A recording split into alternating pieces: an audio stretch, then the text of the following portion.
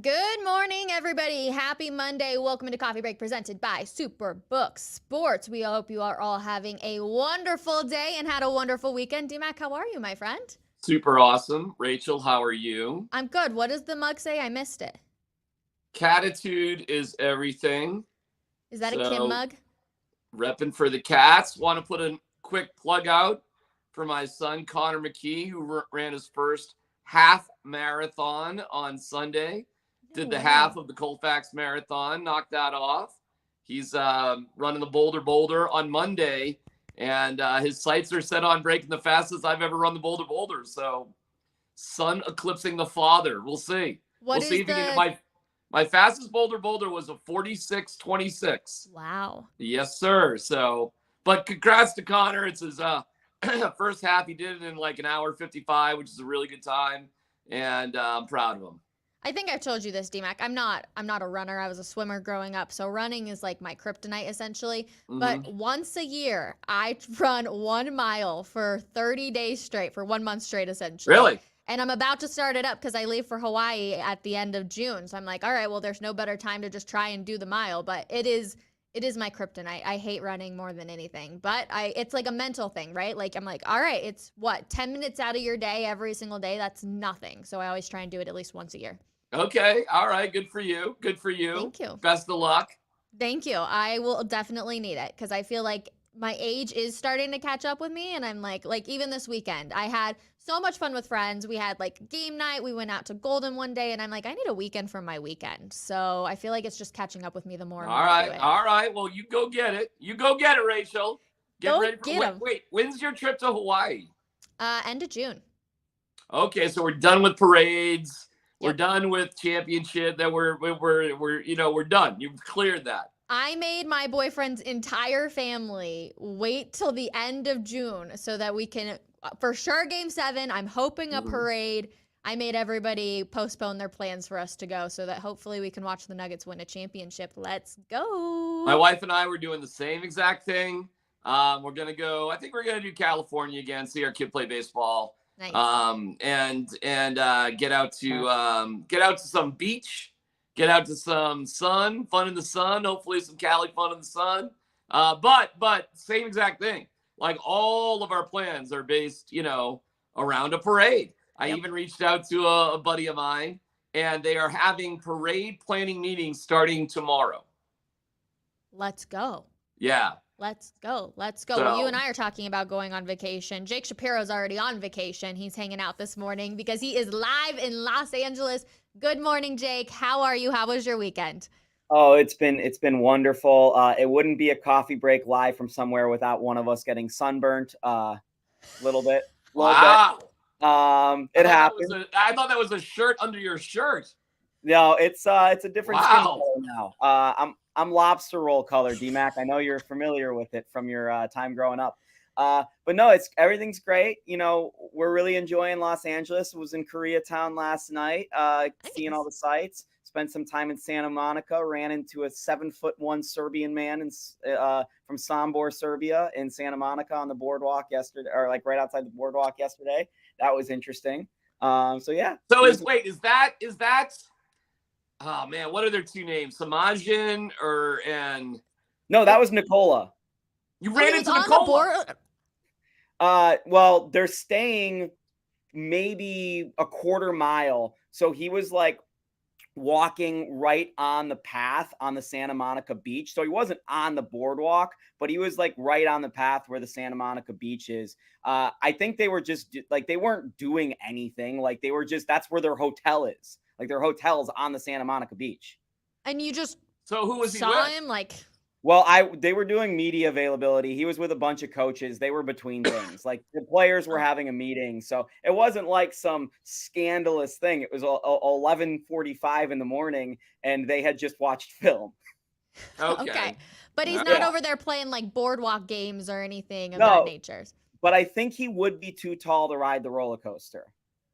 Probably. That would be Yeah, my guess too. yeah. Well, that's cool that you were able to see them. And, it's always fun when you see them not anywhere near the court. Even if they are just doing media availability, it's still cool to see them outside of where you typically do. Yeah, the best part was Bruce Brown wearing an Avs hat yesterday. That was and him Hell going, yeah. I'm wearing the Avs hat because I want to bring the championship mentality to the Nuggets, is what he said. That was fun. You're seeing some good interactions between the guys. I mean, the vibes are amazing out at the team hotel yesterday. Michael Malone's in his bag. Nikola Jokic, 2 MVP years. Michael Malone is performing to those levels currently at media availabilities. He is just on another level of talking to people. It's hilarious. I mean, I've told you guys, he is my favorite person that goes like for the press conferences. He's so funny. Like he cracks jokes and I don't even know if he's trying to be funny. I think it's just actually his personality. He's a wise guy. Yeah. He knows he knows what he's doing. That's what cracks me up about everybody saying, "Oh, Michael Malone's using this strategery to do X, Y, and Z." No, this is who Michael Malone's always been. Michael Malone doesn't, say, "Oh, well, I'm going to concoct this to do that."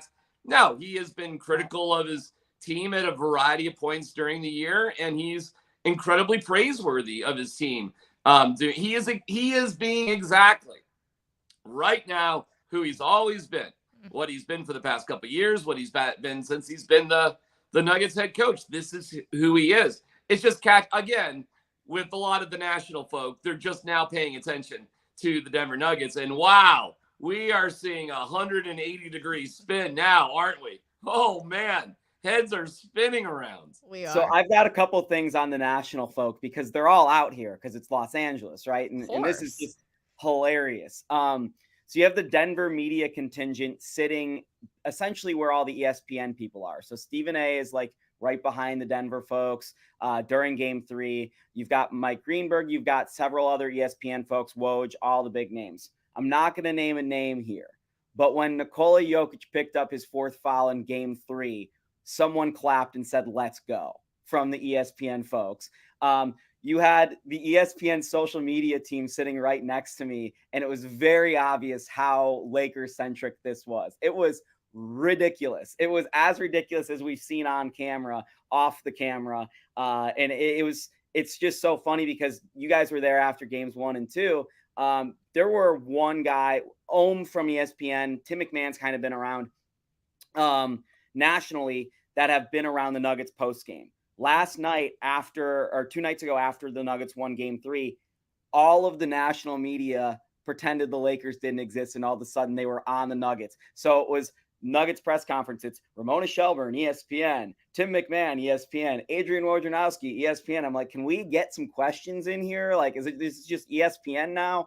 Like, it was pretty crazy though. Like, things have shifted big time in terms of like the perception, and it took that Game 3 win. And I've been talking to some folks. I've been around here, it's so funny because I've seen so many sad Lakers fans the last few days. And in talking to Lakers fans, they do not like LeBron. They just do not like LeBron, which is fascinating. Why? Really? Because he's not Kobe. He's just not Kobe. They went from Kobe to LeBron, and they have very different personalities. Oh, well, boo, boo, boo hoo, and with the Lakers and they this and they that and the other thing. And the Jokic brothers are waving goodbye to Jack. And, again, similar to the Avalanche making Edmonton a footnote in their journey, the Lakers are soon to become a footnote. I don't know if it happens tonight. Listen, even the Nuggets last year beat the Golden State Warriors down 3-0 at home. So that series went 5 games and the Warriors won a world championship. So again, nothing would surprise me. I can't imagine the Lakers will just give up like the Celtics did last night. I mean, that was embarrassing what the Celtics actually did. And I think they're probably going to end up firing their coach. Maybe they do, though. Not that it wouldn't surprise me on the other hand either. So I guess nothing would really surprise me. The thing that we've always known, and Jake, did you say sweep? I said Nuggets in 5, but you said sweep, huh? Okay. Good moment for you if they can get it done here tonight. Before we get onto the sweeping, before we're pulling out any brooms, though, Jake, I want to know, because you teased me on Saturday night, you texted and you said, Rachel, there is unlimited popcorn down here at Crypto.com Arena. I need you to walk us through what it's actually like to be down there. I still want to call it Staples. I know it's not Staples anymore, but tell us, I mean, that's a whole different ball game when you're headed out to LA. I want to hear about it. Fake Currency Arena pops off, y'all. Like, I get the hype now. Like, this place is amazing. Like, the whole thing's a show. Like, even backstage, it is a show. Every single dollar, every thought has been put into almost every step of that arena. It is crazy. The spread for the game, and of course, this is what the media people care about, was fantastic. They had like this mango chicken thing. They had strawberry Slurpees that I had. They had hot dogs, they had pretzels, they had birthday cake that was custom made for game 3 of the Western Conference Finals with logos and stuff. They had unlimited popcorn being freshly popped throughout the course of the game. They had soft serve. They had salads. They had a carving station. They had everything in terms of a spread. Even like where the Lakers come out of the tunnel, right? Like from their locker room into the bench area and where they run out and do the player introductions, whatever. The floor there had been painted to say Western Conference Finals and look like it would on the floor, like with the official logos. Like, they are just making this place look as nice as possible in every sense of the word. And it's funny because we actually have some experience with this. The owner of Crypto.com Arena is a Coloradan. It's Phil Anschutz, the former owner of the Colorado Rapids, AEG. And in talking to a lot of people when I covered the Colorado Rapids for a long, long time, a couple years ago, the difference in the ways Phil Anschutz and AEG treats their employees and their teams compared to KSE is night and day from the conversations I've had with people. And you can just look at the diminishing quality of the Colorado Rapids as part of that thought process. So it's just funny to night and day contrast what's going on out here in their stadium compared to what's going on in our stadium. I had the legitimate thought walking through Staples Center, Crypto.com Arena the other night. We got a bulldoze ball arena. This place is a dump comparatively. Like, that's how impressed I was. Obviously, we're not bulldozing Ball Arena, but like you go around to these other arenas and Ball Arena is not that amazing. Jake, slow your roll here, pal. I get it. You want to bring up things that nobody cares about. Congratulations, you did it. What they should have been serving was donuts, because that's a big 0, and that's the amount of wins that the Lakers have. So that's swell and everything. They're offering sushi at the Crypt. But, I'll take our leftover, we thought the Avs were going to be playing, pork ribs and, the diminishing strands of asparagus that are often left in the non-snack coffee that happens during the day. And I'll be happy with some wins, so you give and you take a little bit. So be careful about envy, because envy right now has got you an old Lakers team that has no shot to win.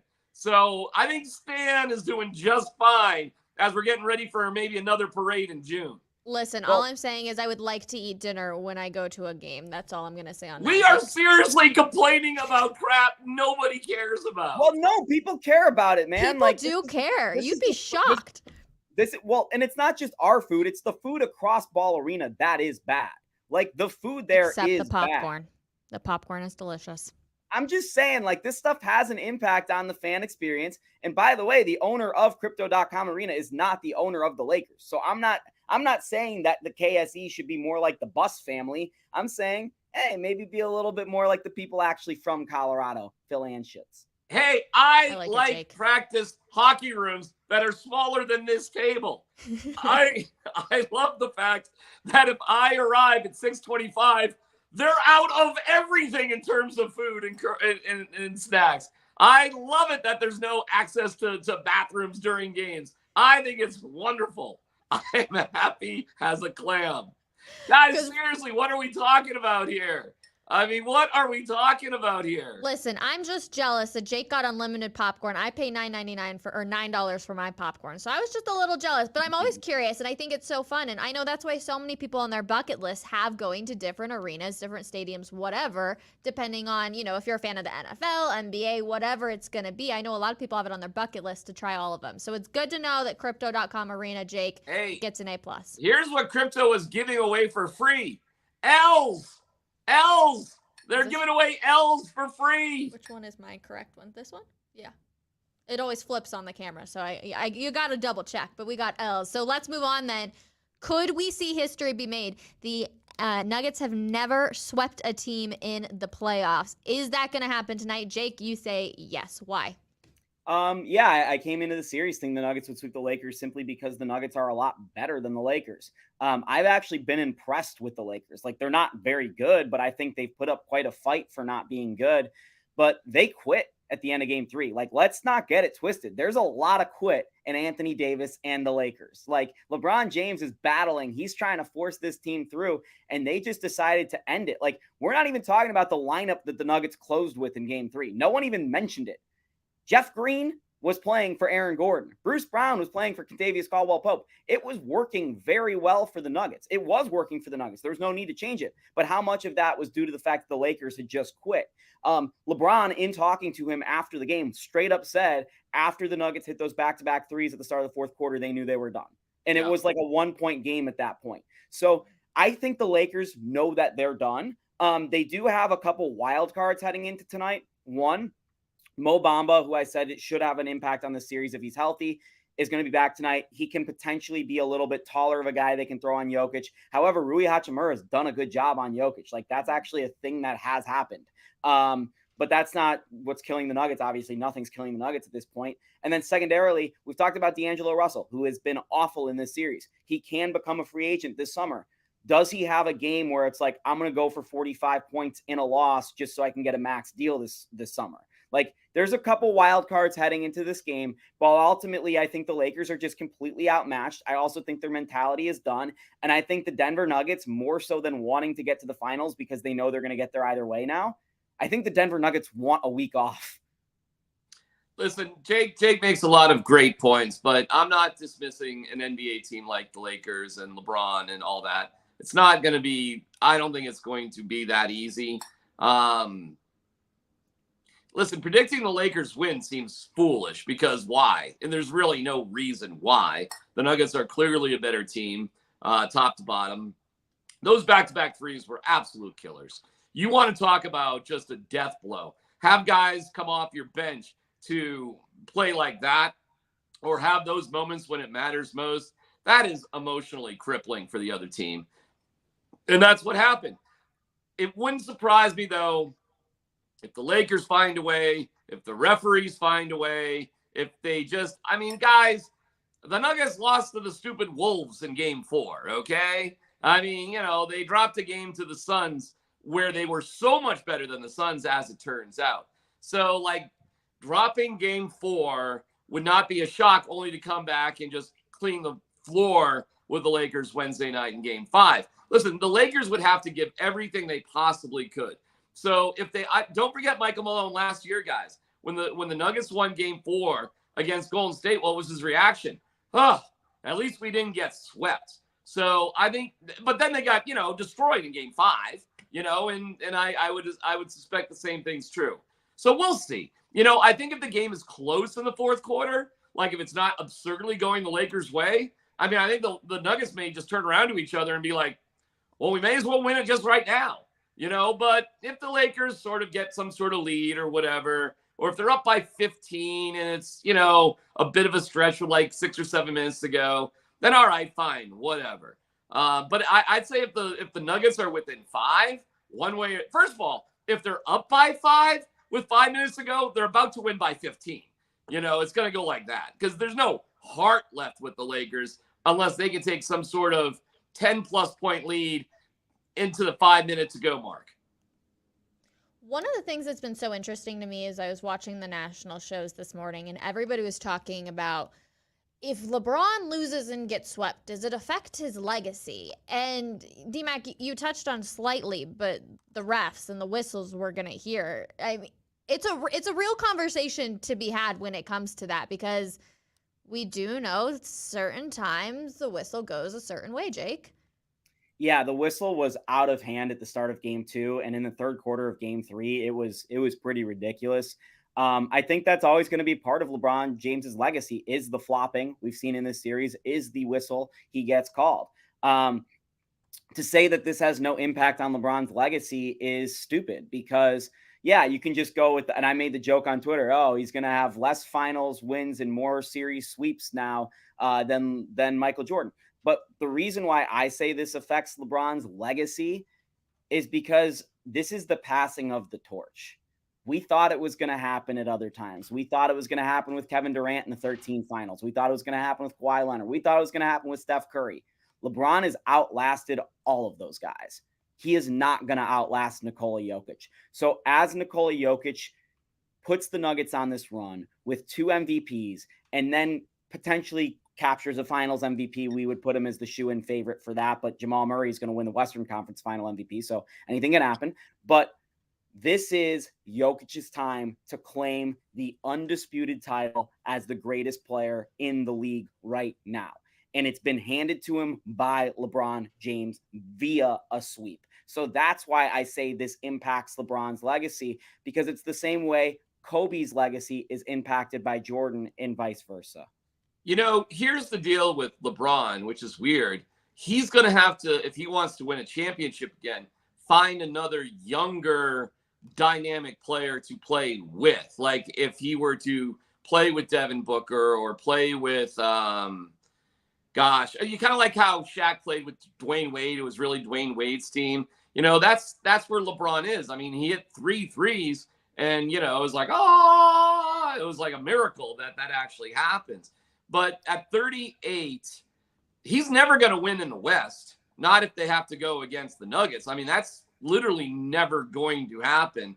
And I don't know if he's a backseat sort of guy. I mean, I don't know if that can happen. You know, if he really wanted to do something to win a championship, he'd probably go to Cleveland, because I think it'd be easier in the East to win. I think Cleveland's got some really nice young. They're an exceptionally big, long, tall sort of team, very different than the Lakers are right now. And he could be more of a role player. And you know what? Cleveland probably would draft Bronny, you know, if you really wanted to next year. So that would be the way to go. And then he could just ride it out with the Cavs. That would be the way to go. Fading off into the sunset with the Lakers is going to be harsh. He's never going to compare to Kobe, ever. The place that he makes the biggest impact is actually Cleveland. And I don't know if he'd go back there or not. I'll tell you this, for the Lakers, they got to blow it up. It's crazy that they got to blow it up. The pieces that they have just are not going to win a championship. Not against the Nuggets, they're not. And in terms of his legacy, I don't think his legacy gets diminished, but I don't think it improves. And I think if he got his team to the championship or won a championship, it'd be unbelievable what it would do for his legacy. So I think his legacy more or less stays kind of the same. He stays slightly on the outside of the top 5 guys of all time. Wait, who are your top 5, D-Mac? Top 5 would be Kareem, Wilt, Bill Russell, MJ, Bird, Magic at the tie. Jake? Kareem, Jordan, LeBron. Okay. I was going to say, I know, well, obviously the conversation between LeBron and MJ is everywhere, but it's always interesting to hear the top 3 for me. Going back to the whole quote-unquote legacy thing, though, you say that the Lakers can't win a championship, D-Mac. We know. I mean, we just saw what happened with the Avalanche. You can have such a dynamic team. If they don't have Bruce Brown, who knows what this team's going to look like? You know what I mean? Like, there are so many things, and obviously the Lakers have made it this far. I'm sure things will change for them this offseason. Losing Bruce will suck like nobody's business. Terrible. And I think it's time to start getting creative to figure out how you could possibly keep him. And I don't literally any way. There's probably a way. I mean, there's always a way. The actual way that wouldn't break rules of the NBA, that would put the Nuggets in hell for years, is actually trading Michael Porter Jr. and Aaron Gordon to keep to Bruce Brown. That's the actual way. So, like, no, there is no way. The only other way is Bruce Brown takes a $14 million per year pay cut. Isn't going to happen. Why would it? Why would he do that? Exactly. It's going to suck. It's going to be a really tough piece of the puzzle to replace. You hope it's Christian Brown, I guess. I mean, that's or Peyton Watson. Maybe he, takes that sort of leap. But listen, man, we will remember Bruce Brown here for Bruce Brown. Bruce Brown is on the verge of getting his number retired in terms of what he's meant to this team. I would, if he plays 1 year, they win a championship, and you want to retire number 11, sign me up. I'm first in line. I mean, that's how important he's been. This dude is so critical to their success. You can't even explain it. So then this is a fun question. Who was the better pickup in the offseason, KCP or Bruce Brown? Wow. Isn't that so tough? That's how well Calvin Booth has done. I'd say they're both right there. I'd go KCP just a little bit more than Bruce. And it's not like a huge gap. It's like KCP's nudging over Bruce. You have to remember, Bruce was amazing in game 3 again. Mm-hmm. KCP carried the Nuggets in the third quarter. Like, the Nuggets won that game because of KCP. And it's funny because the Nuggets, when they acquired KCP, it was with the idea of, he's going to guard these quick, spry guards that the Nuggets have had trouble guarding throughout the course of their playoff runs with Jokic. Well, they haven't run into Damian Lillard or Steph Curry or any of these guys. In fact, they've run into a bunch of guys that are better to be guarded by Bruce Brown and Aaron Gordon than KCP. So KCP is not even really playing his direct role this postseason, and he's still finding a way to contribute very well.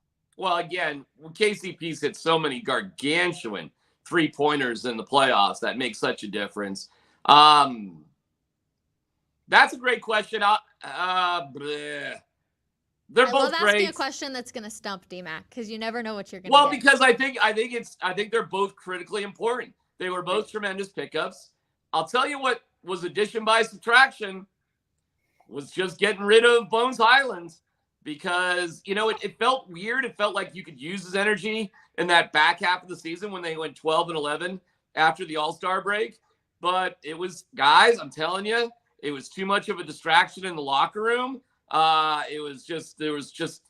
was Bones, man. He was very engaged with the media and maybe just a little bit too much. Like, the one dude's personality who just did not fit was Bones Highland. And I'll tell you, did you see his tweet this morning, D-Mac? No, what'd Bones say this morning? Oh, I've got it for you here. Actually, I asked for a trade. Yeah. LMAO. Yeah, he put that out this morning. He did. Yeah, well, or I guess yesterday, last night. So you'd rather be part of the Clippers or anybody else and not win a championship than be a role player. Listen, man, that doesn't fit. That tweet right there tells you, and I don't wish ill upon Bones Highland. I liked him. I still like him. It's just, that's a great example of how his personality did not fit into the culture of the Nuggets. It just didn't. Look what Aaron Gordon's doing. Look at KCP on the bench coaching. Look at Michael Porter Jr. telling him, all right, you can close with somebody else. It's okay. I mean, look at all these guys. Look at Jokic. Look at Jokic, by the way, who did not have his greatest first half, but it was interesting hearing him talk after the game. He goes, I thought I played well. I missed a couple of layups. And you know what? That was an unusual first half, 3 quarters for Jokic, but it wasn't like insanely crazy. And when they needed him the most, look what he did. He demanded the ball. He set up the 2-man game in the huddle where Jamal was setting the picks and rolling, not Jokic, which created 3 different plays. 1 was a Jokic outside jump shot.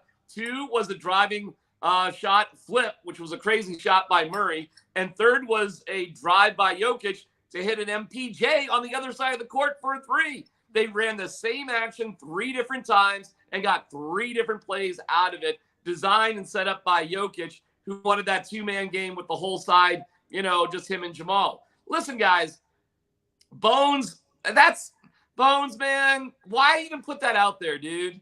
I mean, seriously, man. Yeah, you wanted to be traded. You want to be traded because they're making you fly commercial because you're walking off the court, yo. I mean, you got to be kidding me. You think Christian Brown is going to be freaking pouting because he only played for 3 minutes?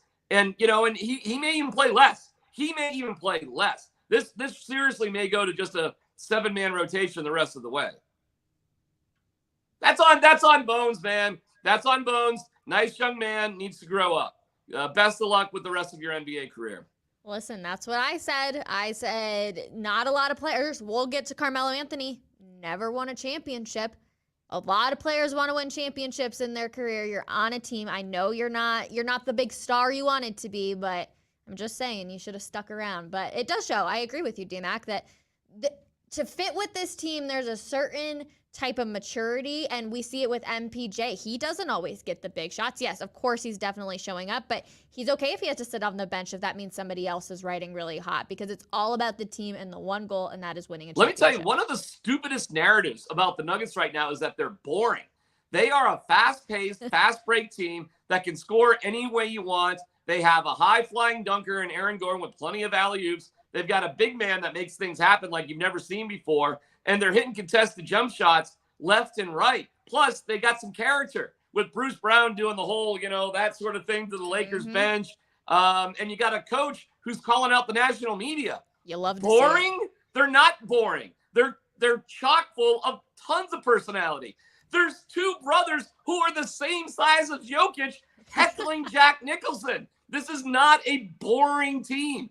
You know what we have? We just have lazy commentators. I am so convinced of that, who have either been unwilling or reluctant to just follow this team. Boring?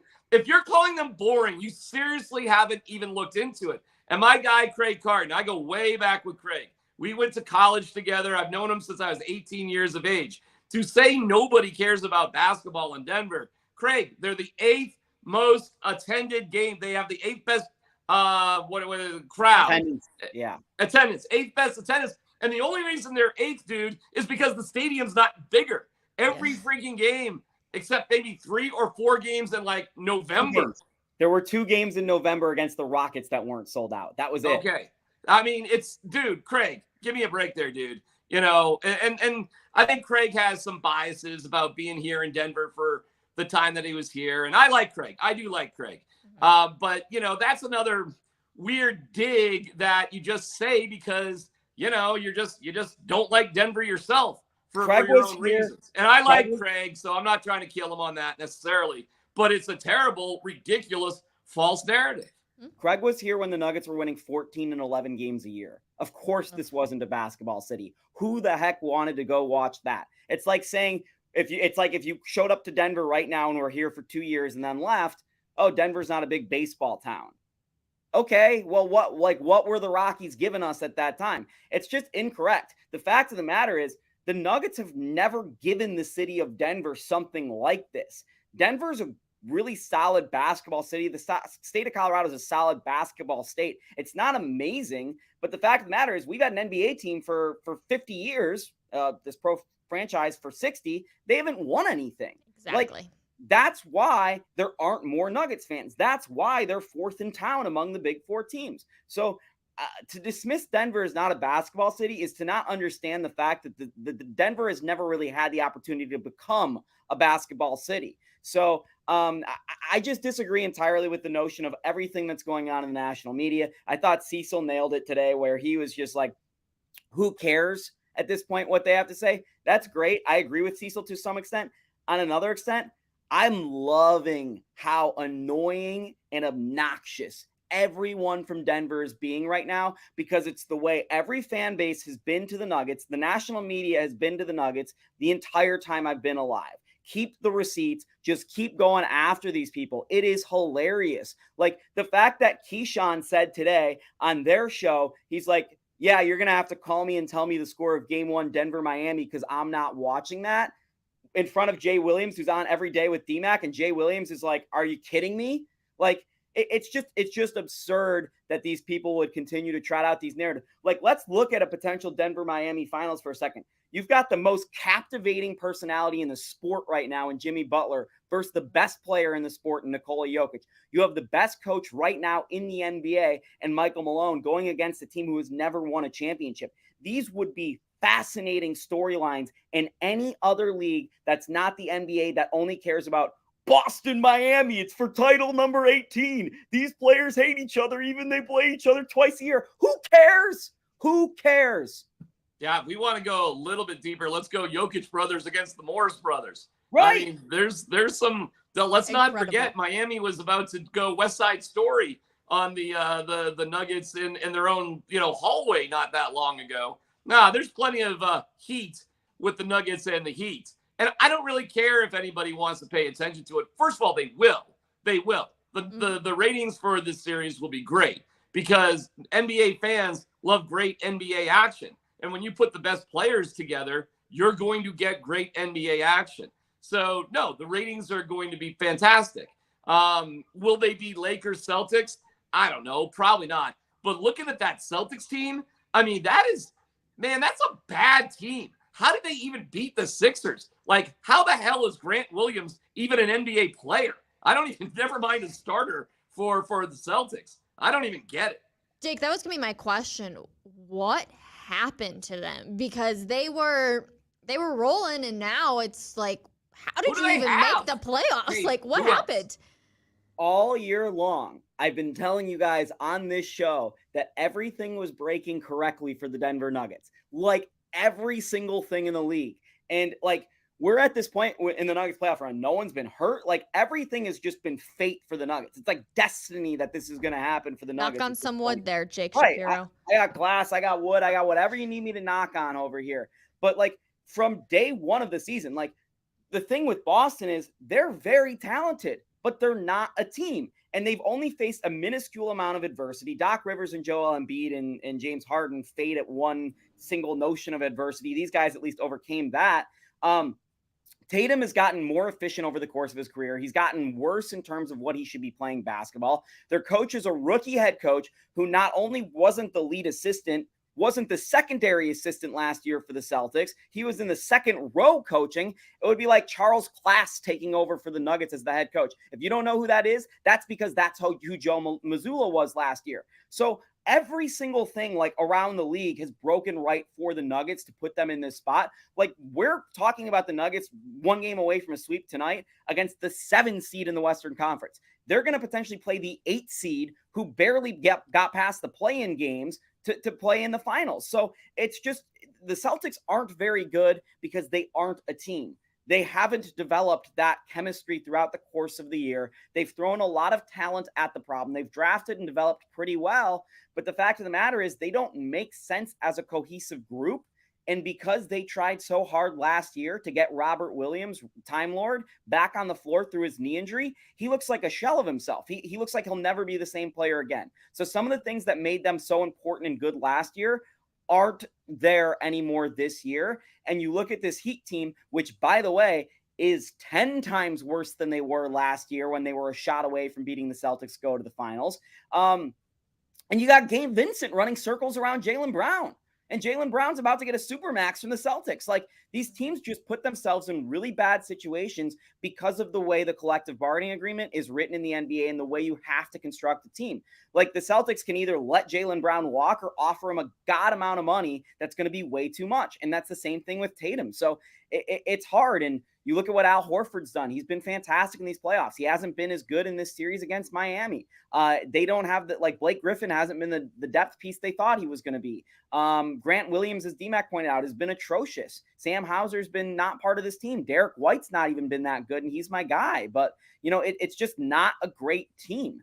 There aren't great teams this year in the NBA. The great team is the Denver Nuggets. That's how it has felt to me all year long. And when Boston came in to Denver on New Year's Day and we saw that Celtics team up close and personal, I got the feeling that this would be a heck of a matchup if it got that far, but ultimately the Celtics didn't have the mental fortitude. And they don't even have the mental fortitude to get there. The best team besides the Nuggets this year was the Milwaukee Bucks, and they lost in the first round. Yeah. Like, there's just no one on that level. Like, the Nuggets are in a different level. Oh, okay. Well, then let's go to, of course, we're trying not to get too ahead of ourselves. With a 3-0 lead, we feel like we've got a little bit of padding to be able to talk about the finals, with just looking like it'll be the Denver Nuggets versus the Miami Heat. Who has been more beneficial for their team, Jimmy Butler or Nikola Jokic? Well, the Heat have no chance without Jimmy Butler, but the Nuggets don't really have a chance without Jokic either. It's probably Butler for the Heat. But that's not the Nuggets' fault. They're a better constructed team than the Heat on that one. So I mean, who are your other players on the Heat that are just like the guys? So all props to Jimmy Butler, but they were 8th in the East for a reason, guys. I mean, that didn't happen by coincidence. They've had their ups and their downs. The fact Milwaukee lost, man, that is a trip. That really is. That's something else, man. That's something else. The Sixers and the Celtics just aren't that good. I don't care what you say. They're just not that good. So I think the Nuggets dodged a remarkable bullet by not having to face the Bucks in the first of all, the Nuggets will have the home court advantage. They are undefeated in the playoffs at home. They were the toughest team to beat in the NBA. I'm pushing aside a couple of those late games that Memphis had a better record. I don't even care about that. They were the toughest game to win on the road, not only because of the talent of the team, but the environment itself, fans, altitude, all that sort of stuff. So I'll pick the Nuggets in 7 just to be respectful out of the Heat, but I don't know how you beat the Nuggets at home. Nobody's giving you a road to do that. But listen, if I say Nuggets in 7 and if they swept the Heat, I wouldn't be surprised by that either. Sweeping teams is very, very difficult. But guys, we understand, right? They are a much better constructed, deeper team than the Heat. We get that, right? You're saying that, but the Miami Heat have former All-Stars on their team. The Denver Nuggets don't. Bam Adebayo has been to an All-Star game. He has won things for Team USA. Bam Adebayo is a hell of a player. You also have Kevin Love, who I know is at a very different stage of his career, but he was one of the best players in the NBA at one point. So I'm not saying that the Nuggets aren't a better constructed team. I completely agree with you. But the Heat have accomplished more individually and from a team perspective over the last couple of years, and historically in these players' careers. D-Mac, you said Jake, something are there. you saying that the moment could possibly get too big for the Nuggets? No, these guys don't care. These guys are just locked in. The only guy who could maybe get too big for is Michael Malone. And the reason is, I'm going to be dead serious. The only reason there is we're looking at Jokic like the greatest player ever right now. He's just unbelievable, better than everyone else in the league. That's Eric Spoelstra in terms of coaching. Eric Spoelstra can coach circles around anyone in the NBA, and that's no disrespect to Michael Malone. Spoelstra is unbelievable. That's why they're there. It's as much Butler as it is Spoelstra. So that's the only part of that series that would concern me a little bit. But I want to just go back to something. And James was right when he talked about this. Our guy, James Marilat, with this process at the end of the regular season. Every game is important, D-Mac. They need home court advantage, blah, blah, blah. And the finals, they get there. You know what the thing is, James? You couldn't account for who they were going to play up against. So they got home court advantage in the final despite resting everyone. Put that in your pipe and smoke it, as Michael Malone would say. Oh my gosh, Jake. I love it. It's a super interesting conversation to have because when you do watch Jimmy Butler and the Heat, you're like, it's Jimmy Butler all the way, right? But we've been talking about that time and time again.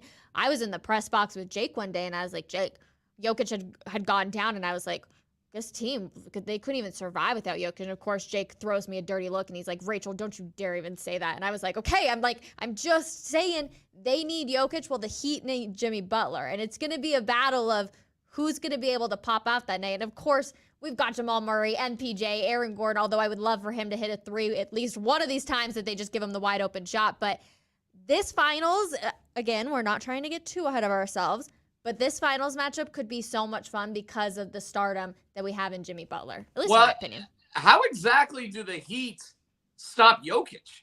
Like, what's that combo meal? What does that even look like?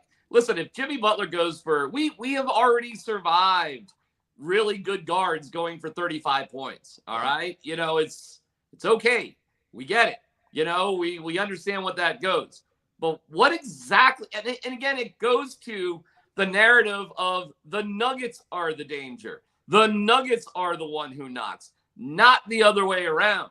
I think the question this entire playoffs and will continue in the NBA Finals is how exactly do you stop and adjust to the Nuggets, not how the Nuggets adjust to you. So I'm not sure what the Heat plan is, but nobody's been able to do it, guys. And I don't know why it would start with the Heat. Are we going to stop calling Michael Malone stubborn? No. He's If right. teams need He's to right now. He's adjust- brilliant. Right? He's stubborn, but he's right. Like, that's the thing. He's really stubborn. Forget it. To your point about the Heat and who's stopping them, they've had the same center for a while, Bam Adebayo, who again is a really good player. He's just 6'9", and he's not going to stop a 6'11", 7-footer guy who's 285 pounds. The last time the Miami Heat beat the Denver Nuggets, granted they don't play often, Torrey Craig led the Nuggets in three-pointers made. Torrey Craig's not a great three-point shooter, but that goes to show you the way the Nuggets were constructed back then. The Nuggets have beat the Heat 6 times in a row. The Nuggets are just a better team in terms of matchup against the Heat. They can throw Aaron Gordon on Jimmy Butler. That's going to help. KCP, they're going to play the Heat a lot like they played the Suns, and they're just going to swarm Jimmy. They're going to force guys to make shots. And granted, those guys have made shots now for 3 rounds, so it's a little bit scarier of a proposition. But Jokic should just absolutely own the rebounding and just should be able to score at will against the Heat. So I'm not really too concerned about the Heat. When I wake up and I thought about it this morning, I thought Nuggets in 5. Like, I'm not concerned at all. I said this at the time, but their toughest matchup was going to be the Phoenix Suns. And that was the case, at least to this point. So yeah, Rachel, back to your question you've asked, I think Nikola Jokic is just more important than Jimmy Butler at this point. But both are tremendously important, but it's because he is so far and away the best player in basketball that everything goes through him. If the Nuggets weren't with him, they would not even be a playoff team. The Heat are without Tyler Hero, who, by the way, is another borderline all-star. And they found a way to make this happen. And that's because of Spoelstra. So if you're going to ask me Jokic versus Spoelstra, I might say Spoelstra. But if you ask me Jokic versus Butler, I think I'm inclined to say Jokic. I love this comment from Giovanni. There is still a chance that Tyler Hero makes an appearance in the finals. Miami has a lot of scrappy no names, which is also the way that I look at the Denver Nuggets. And we've talked about this too plenty of, if you are in Miami, you have no idea who Bruce Brown is going to be or who KCP. We have a lot of those players. They know Bruce Brown, Rachel. I know. I was going to say, I remember your insight there, but we have a lot of scrappy no names as well on this team that just an average, I almost called him wannabe, just an average NBA fan would not know who they are, which I think also makes this finals a lot of fun. And of course, we have to get there first. I'm not trying to jump ahead. I'm not trying to have people come at us and be like, you jinxed us, yada, yada, yada. But tonight, real quick, who you taking? Are we going to have a game 5 on Wednesday night, Jake? I don't think so. I think the Nuggets are going to win this by 15, 16 points. You ask me for my predictions all the time. I'll just throw out a number like 106-90, something like that. I think the Lakers are just going to completely fold tonight. I think it's over. And, we're talking about the NBA Finals because it's fun and we're looking forward to what's ahead. And, I've heard some Bruce Brown in the future talk and some dynasty talk and all this other stuff. Let's just put that on the table for a little while because they've never beat the Los Angeles Lakers in a playoff series. They played them 7 times. They've never swept anyone. They've never been to the NBA Finals. Heck, they've never even been 5 wins away from a title. This is the best moment in Nuggets history to this point.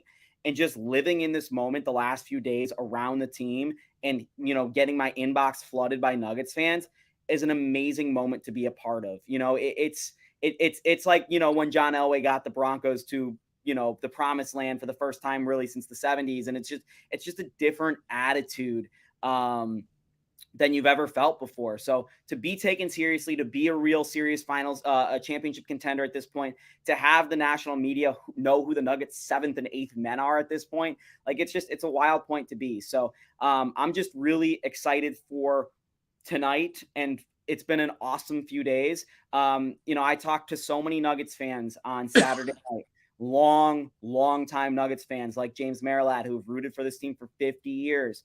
One of my favorites and just knows the history of the team so well and is a basketball guy through and through. Paul Cleese, columnist for the Colorado Springs Gazette, who just writes wonderfully, knows the team so well.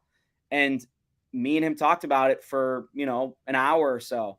And we came up with that was the greatest win in Nuggets history. And it wasn't really close upon further introspection. So where the Nuggets are right now is a place that I think everyone should be excited for.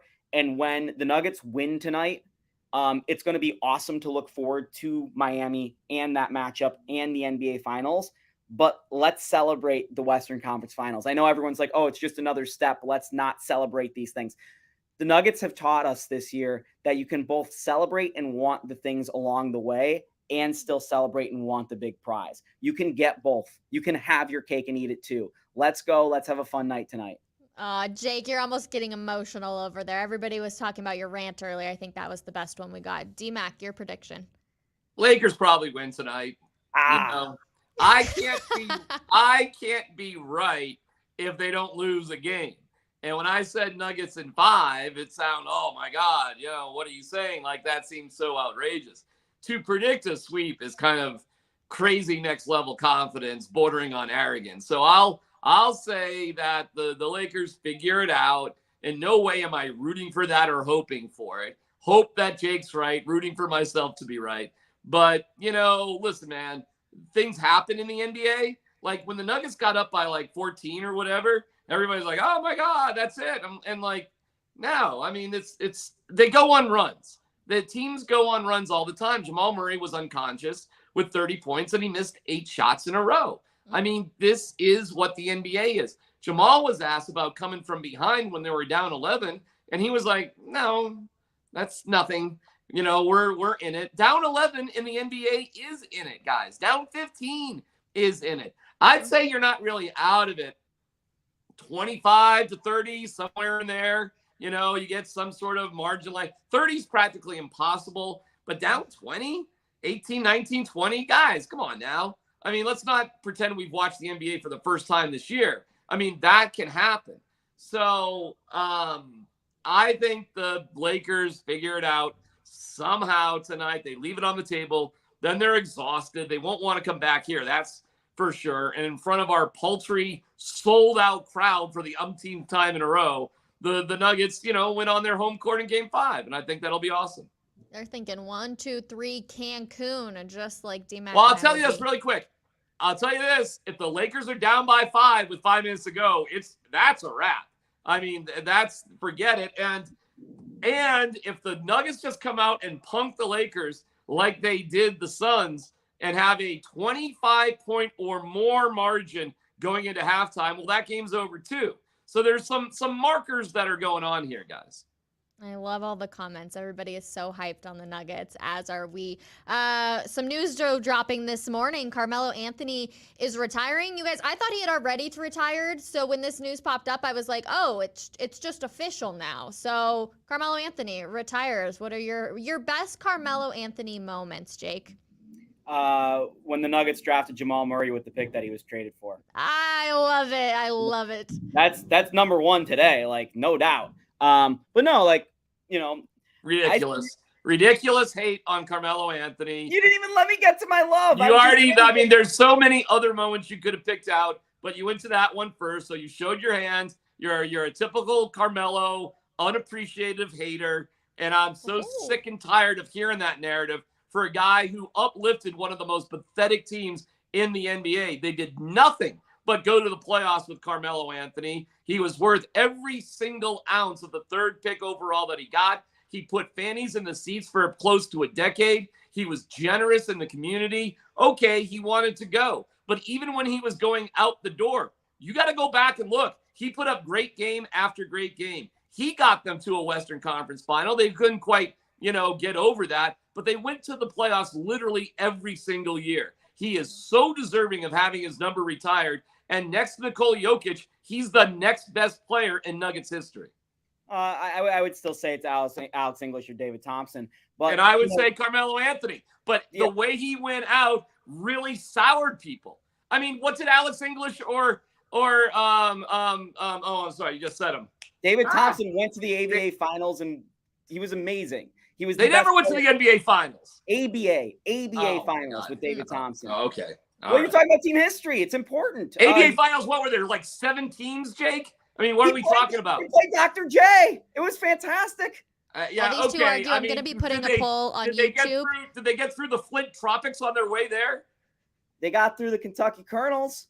But you know what, D-Mac? I think legitimately Carmelo might be the first player booed at his jersey retirement ceremony. And I think it might happen a little bit because he left a stain in Denver, and he left a feeling for how he is Baloney. acting. And the fact of the matter is, he this year was cheering on the Knicks courtside at a game. He has not done anything to repair that relationship since. But I'll offer you this. The reason I got into the Nuggets was Carmelo Anthony and Allen Iverson. As so many people my age, by the way, I loved Carmelo. Like, Carmelo was awesome. And so many moments, probably some of his game winners just really stick out to me in terms of what he did. He really represented that era of 2000s basketball that was just, it didn't matter how many shots I was going to shoot, I was going to score, which was a fun era of basketball and the era that got me into the sport. So I really did like Carmelo a lot growing up. But his legacy is being eclipsed right now. So this comes at a very weird day for this to announce it and give him the total appreciation, because to me, announcing this today gives me the mindset of just more what could have been and what he didn't do rather than what he did do. And he did do so much. And I'll give you this as a Syracuse guy. They give 44 to the guy there. They didn't retire 44, even though it's the most famous number there. What if instead of retiring 15, they have 15 hanging up for the rafters, but they give that to the best player on the Nuggets moving forward, like they did with Carmelo, like Nikola Jokic wears, and they just give 50. That's the number that like the guy wears. And just retire his name somehow, or put his name up in the rafters. Yeah, you know, the Nuggets are going to have a problem with this one, obviously. I think, because listen, the better 15 is Nikola Jokic. Okay, you know, I said he's the second best player to Jokic, and frankly, Jamal Murray could likely eclipse Carmelo Anthony in that conversation as well. And if you want to yell at me about David Thompson and others, you know, you could have that. People would be yelling at me for ages. So you're going to have a weird one with retiring numbers, because it certainly deserves to be retired. But was 8 seasons enough? He played 7 seasons with the Knicks, and then he was kind of, you know, he finished his career actually with the Lakers, if you remember, you know, that, which probably nobody does, but he did finish with the Lakers, played with the Blazers. And I think there's another team that he slipped in. Thunder. That's right. So listen, and I'll admit my own bias. We have 1 national championship for Syracuse. 1.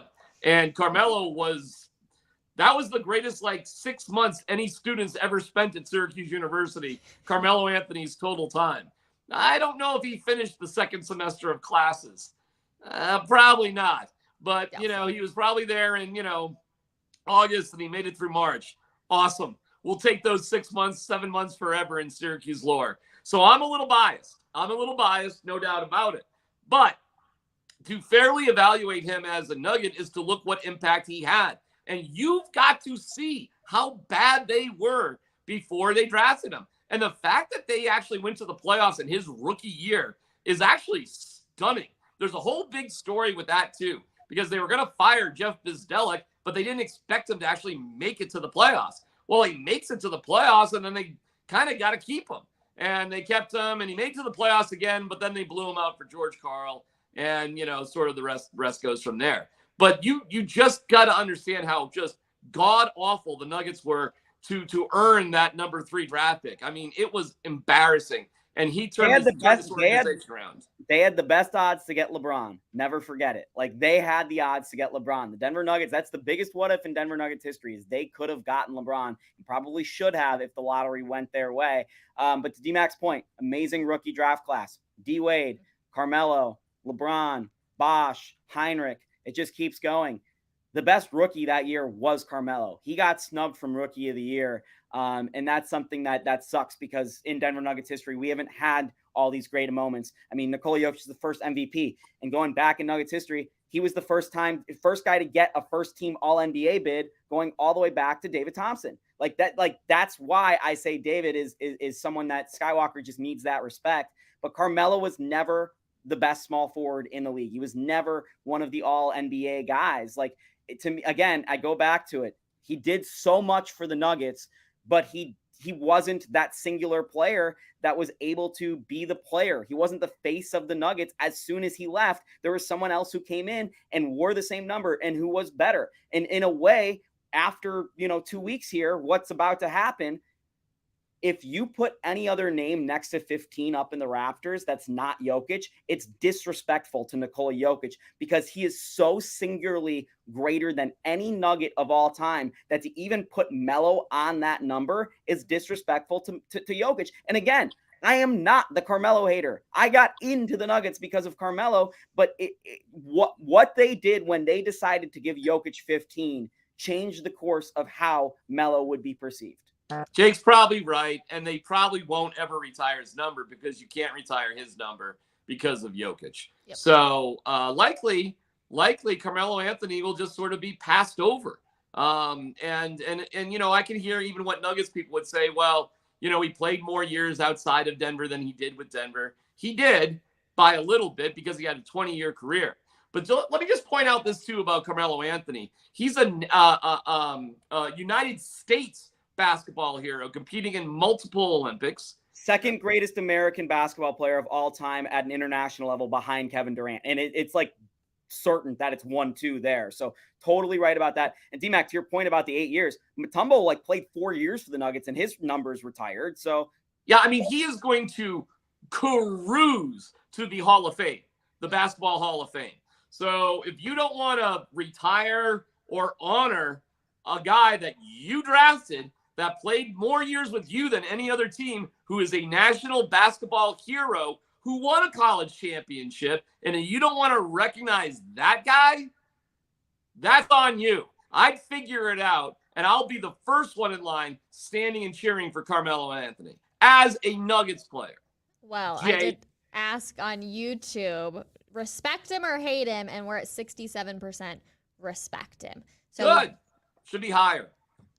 Well, there's always a little bit of drama when it comes to star players leaving. But we are in uncharted Nuggets territory right now. Yes. I mean, even this win, it puts them in uncharted territory in terms of how close they are to the finals. So I'm not going to hate on somebody who never got there. That being said, this group of Nuggets players, just like any championship group period, should be looked at a little bit higher. They should, and they will. Okay, they will. I don't know if you can hear it in my voice, but I'm so sick of the Carmelo Anthony bashing. And on the day that he retired, I'd stand up and say, thank you, dude.